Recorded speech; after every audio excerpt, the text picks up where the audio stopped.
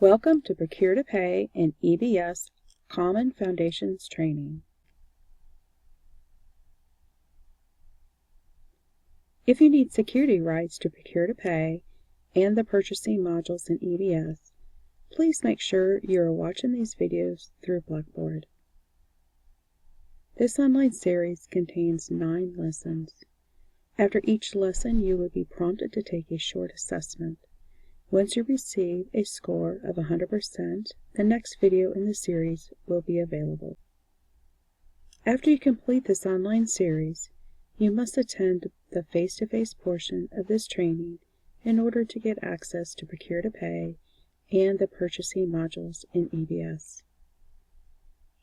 This series is a prerequisite to the face-to-face training for Procure to Pay and EBS Common Foundations, and it will focus on Procure to Pay. The objectives of this training include navigation, entering a requisition, approving a requisition, travel requisitions, and resources.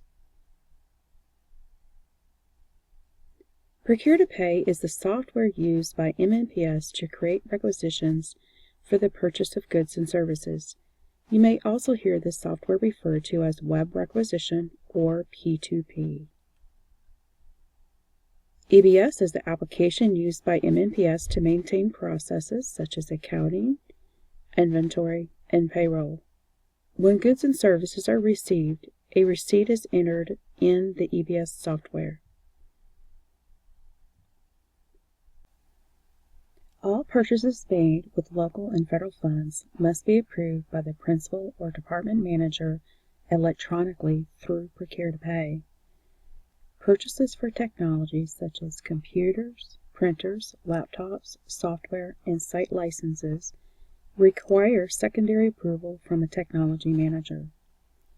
Purchases are made based on the spending plan. This plan is where you will find the business unit needed for each requisition.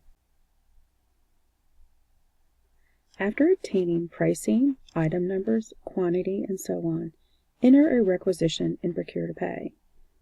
Procure to Pay will automatically generate an email to the requisitioner and the approver. Once the requisition is approved in Procure to Pay, it will feed to EBS. EBS will generate an EBS requisition number, and the final approval process begins.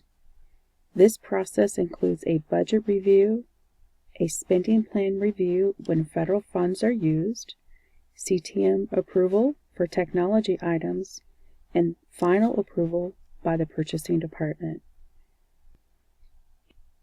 If the requisition is approved, a purchase order is generated in EBS and the PO is sent to the vendor by the purchasing department. Once goods or services are physically received, a receipt must be entered in EBS.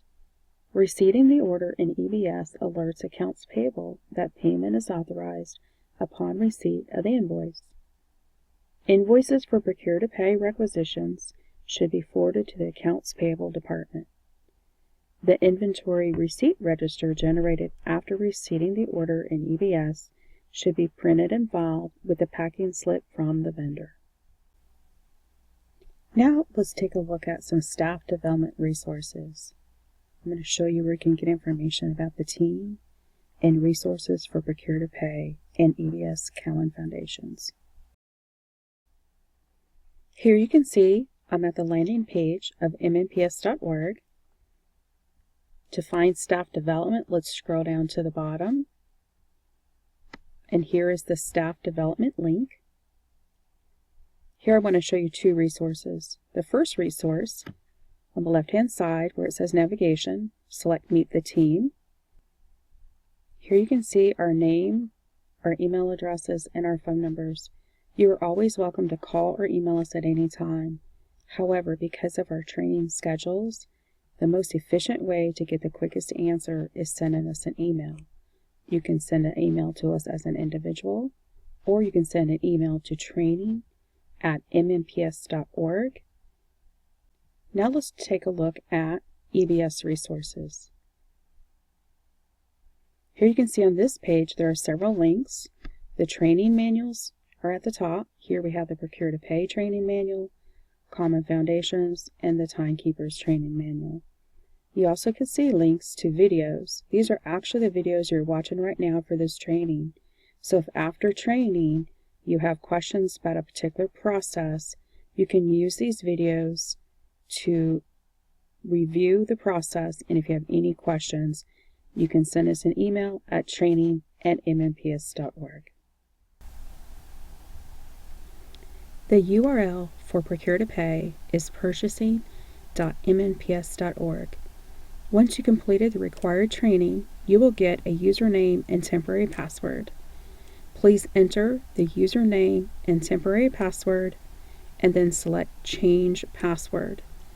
You can also reset your password at any time by selecting Forgot Password.